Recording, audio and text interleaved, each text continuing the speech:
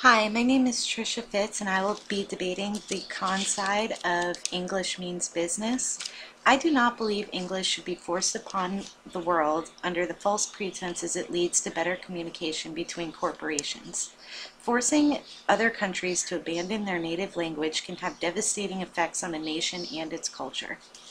Only 10% of native-born Americans can speak a second language, compared to 56% of Europeans. We expect the world to adapt to us in the United States when we make no effort to better communicate with the world. This arrogant standpoint has made America appear to be seeking a plight for power.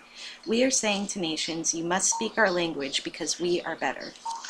Other nations have actually turned against us and hate Americans because of our attempts to devalue their native tongue and culture, leading to potential international conflict. Companies that have adopted English-only policies in countries such as Japan have reported as many as 70% of their employees feeling frustrated. English lessons in schools are not enough, and employees feel pressure, anxiety, and job insecurity because in these countries where policies are adopted, the employees are given only 3 years to pass proficiency exams before being fired. This implementation can rob an employee of a career they've worked their entire life for. The actual time it takes for an international company to transition to an English-only policy is actually 4 to 10 years, with ongoing support for its staff, which can be incredibly costly and unsustainable. We as native speakers would also experience frustration when we are asked to dial down our language while other nations are able to learn and keep up as an accommodation. Simple translation allows us to communicate and preserves cultural diversity. Immigrants who come to the United States and begin to learn English but have not fully learned the language can actually create new languages that isolate them from both their own culture as well as ours. For example, Spanglish.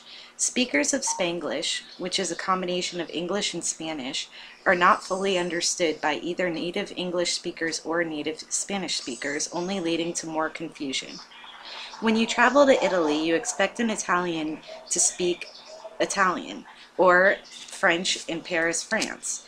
The language is what brings the culture to life, giving the country its cultural identity.